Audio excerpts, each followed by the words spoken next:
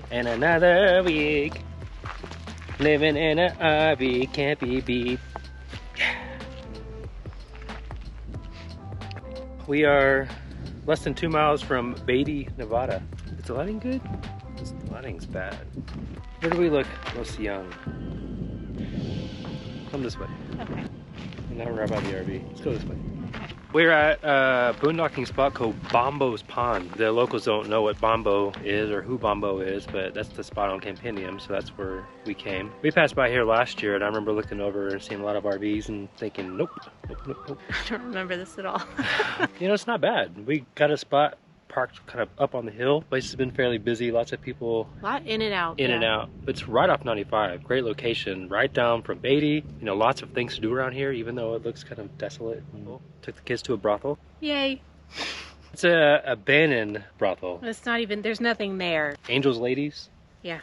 They had a contest or something. They were trying to drum up more business. So they had this great idea, this stunt that they were going to do, and they had a plane, and they were going to have people jump out of the plane and land on a mattress in front of the brothel, and it was, you know, to get people's attention. And they said a combination of strong winds, inexperienced pilot, and just scantily clad women. Yeah, it kind of distracted people, and they ended up crashing the plane. They figure, well, it's our plane, it's our land, we're right here off the interstate. People are going to wonder why this plane is here. This is great. Let's just leave it. It'll be good for business. So they left the plane in front of the place right next to the sign. It's really cool to visit. It's very Instagrammable, very easy to get to. Some of the gear still apparently work. Parker was in there messing with them, and the back flap was moving up and down. So it's kind of cool. It has all kinds of graffiti. We found our friends from Let's Head Wherever there, the Coffins. We found their sticker, so we see you guys leaving your little breadcrumbs. Kind of a cool spot. We recommend going by and checking it out if you're going to be passing along 95 in your travels. Yeah, it's neat to see. And then you get to explain to your kids what a brothel is. Do we have to do that? No. Did they ask? Well, yes, they asked, what is a brothel? What did you say? Adult entertainment. So they didn't press any further? No, I'm sure Max Googled it. Oh, boy. Next time we should... Oh, dear. What? It's legal in Nevada. Just the thought of... Well, just the thought of Max Googling. It's disturbing. Beyond the brothel, what else? We found the Rhyolite ghost town. Mm-hmm. This place was pretty fascinating. It is. Started in 1905 as a tent city with, I guess, 2,000 people. They were mining gold out of the hills and stuff. Right. They spread the word. Everybody flocks there. Yep. And in no time, they had this tent city set up, 2,000 people there, ready to work. Let's go make some money. Later that same year, 1905, they bring their first water system online. Mm-hmm. And then by 1906, the railroad is, I guess, heading there. They lay out the plats for the city lines around the same time. So then I guess by 1907, there's 10,000 people there. At that point, they had electricity, sidewalks, water mains, telephone lines, newspapers, banks, police, fire departments, a hospital, opera house, and a school. So this was a full-fledged city. Oh, yeah. And then 1907, the financial panic hits. Mm-hmm. And then so now they're relying on their mines. And then I guess by 1908, in the beginning of 1908, they start showing signs of not finding any more mine. Their largest producing mine was starting to show there was concern that it wouldn't be enough to bring in the money that they needed. Yeah. So then I guess by 1909, the mine was dry. Yeah. By the beginning of 1909, they weren't finding any new gold, any new ore. So I guess by 1911, the largest mine shuts down. And then 1912, the newspaper shuts down. And then the post office shuts down in 1913. And then the electricity company comes and removes their lines in 1916. Mm-hmm. So from 1905 to 1916, it's gone. Yeah. And then I guess by 1921, there's 2 people living there. Yeah, it was a mom and her son. God, that's incredible. There's a lot of cool stuff there. There's some mines that you can check out. There are barbed wire, and it says danger, don't enter. I don't think it's actually technically illegal to enter. Right. It doesn't actually say no trespassing. I think it's just one of those, it's a if deterrent. you decide to go in here, it's on you if you get hurt. Yeah. Parker and I went under one of the fences to get close, and we got it within a few feet of it, and Parker said, "This smells funny." And the rocks right above our heads, I mean, they were crumbling. Yeah, what did you say, like a risk versus reward? Right. Yeah, that sums it up right there. It would have been super cool to be able to go in and check them out, but then the rock falls and you have to get rescued, then you look like dumbass. And stop by, check it out off of 95, and if you're just passing through, even if you only have 30-45 minutes, it's easy just to walk through and then head on out. It's big rig friendly. You can drive a big bus down there and then have room to turn around and exit out. So yeah, go check it out. So in that same area is the Goldwell Open Air Museum, like a bunch of outdoor sculpture type things, and it's a whole mismatch of art, random art, and I guess some of the installations get switched out occasionally. But I guess it was started in like 1984. He did the big white, that older Last Supper type sculpture. Yeah. So that was planted there in 1984, and then I guess he died in the year 2000, and they turned it into like a charity. And then so now it's all like publicly run and stuff. So they kept his legacy and his art stuff alive. But it's kind of intriguing. It's an interesting contrast to see. It kind of reminds me of the Seven Magic Mountains back in... Yeah, just something you would not expect to see out there. Yeah, in the desert. It's a cool color palette to have some interesting stuff against. So that's like in the same area. So you have no excuse not to see that when you go. Same road. Just stop in and see the open air museum, give it a visit, and then consider yourself full of art or fulfilled or something. I don't know. Sure. We're from the future. We forgot something. We wanted to tell you about the International Car Forest of the Last Church. Yeah. This place was weird. We passed it up because it just looked, I don't know, I was a little sketched out to kind of drive back there because there's, you know, like worn down trailers and things like that. So. But aside from that, the city of Goldfield was very interesting and unique. Very eccentric. So it's really cool. We parked at the visitor center. We parked the rig there, and then we took the car down to the car forest. And this place was strange. There's like cars buried in the ground and like nose down and then just straight up in the air. Check this out.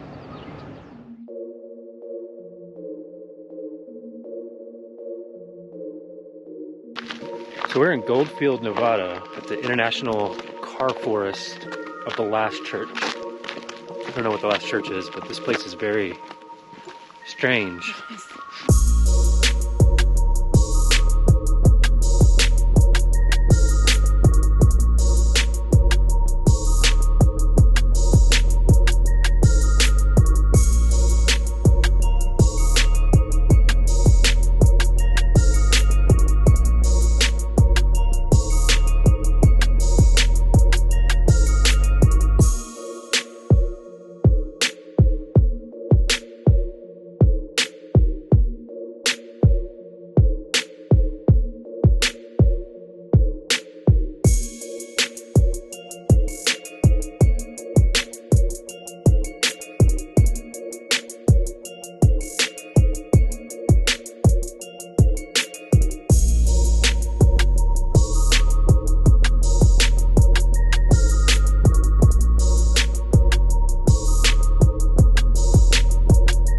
That was probably one of the weirdest things I think we've seen yet.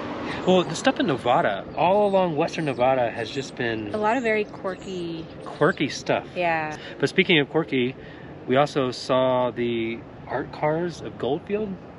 Really ornate, eccentric, unusual. Yeah. It doesn't look like those things could move. Right, they haven't moved, for real. So much. There's so much detail. So intricate, and it's just like stuff on top of stuff on top of stuff. Well, that's right next to the car forest, like right in the same area. So after you visit the car forest, go down to visit the art cars. The more you walk around, the more you see. Right. So it's not a quick drive-by, it's not a quick glance. Yeah. I mean, you've really got to get in there and look at the details because it's amazing. Yeah, it is. It's worth stopping through. Yeah. You pass right through it when you're going up 95 up from south to north Nevada. So stop by and check it out. Yeah. All right, back to the episode. Burros.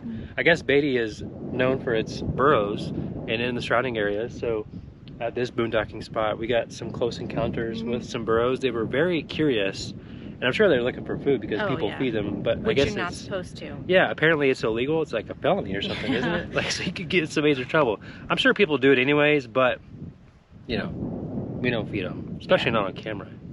We don't feed them, period. We don't feed them, period.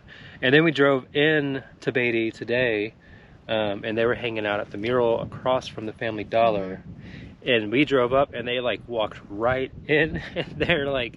Heads in the window. Parker said, I can feel him breathing on me.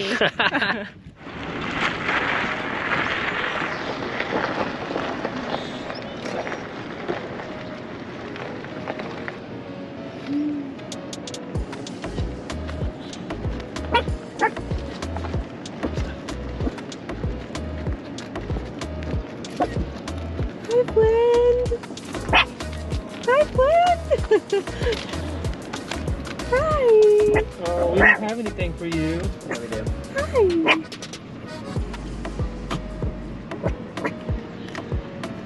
The locals are like freaking tourists. Hi.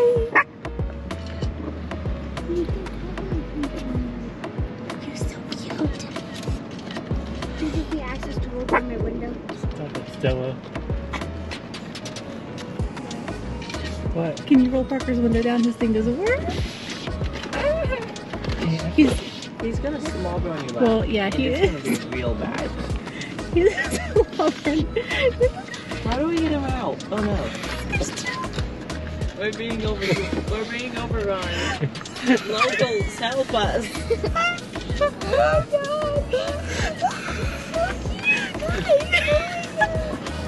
Locals, help us. You're hoping you can get something too, huh? Nope, we got nothing. I have anything for you. Contact Burros and smell lies. Oh, come on. Hi.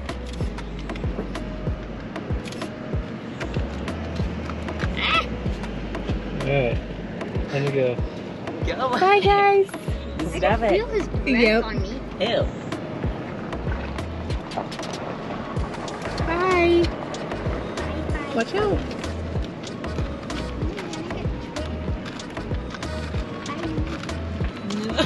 Oh, come on. Go away. Go. That was cool. It was super cool. Interesting experience. They're definitely not afraid of people. No.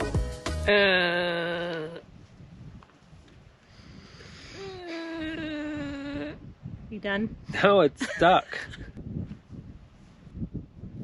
That hurt, really. So what's next? That's it, the end. We're all done. Was that it? Mm-hmm. I feel like there's something else. No. Let's check our notes. Okay, That was it. that was it. You're right again. The end. Imagine that. That's it for us. Okay, bye. Wait, we got to do the closing. Come back. So tomorrow we're off to Carson City, Nevada. It's getting very warm. Ugh. It's time to move further north in latitude. So now it's getting warmer in the south. Now it's pushing us further north. Now we're booking our campgrounds out east because we're going to be traveling out east. And there's no boondocking out east. And so we're like booking. It's kind of cool that, you know, I see the comfort in that, like knowing exactly where to go. You don't have to worry about finding a spot to boondock, or Yeah. that's kind of cool. I mean, it'll definitely push us outside of our comfort zone, so I think that will be good. Yep. 4 months. So it'll be July, August, September, and October from Michigan all the way through Ohio and Pennsylvania, New York, upstate New York, Maine, down the coast, down to North Carolina, and then down to Houston. We have a lot of miles to go. We do. And we are not super familiar with the Northeast. We've done little bits here and there. Right. So if you have any suggestions, Yeah. things that, like, if this was the only time we were going to be up in that area, Right. what do we have to see? Yeah. Maybe off the beaten path. Something a little out of the ordinary, partially legal, illegal. Maybe not. No. We still have kids. We do have kids. We can't do stuff like that. We can add it to a list for later. So, at any rate, thanks for watching. Thanks for joining in, and we will see you next week.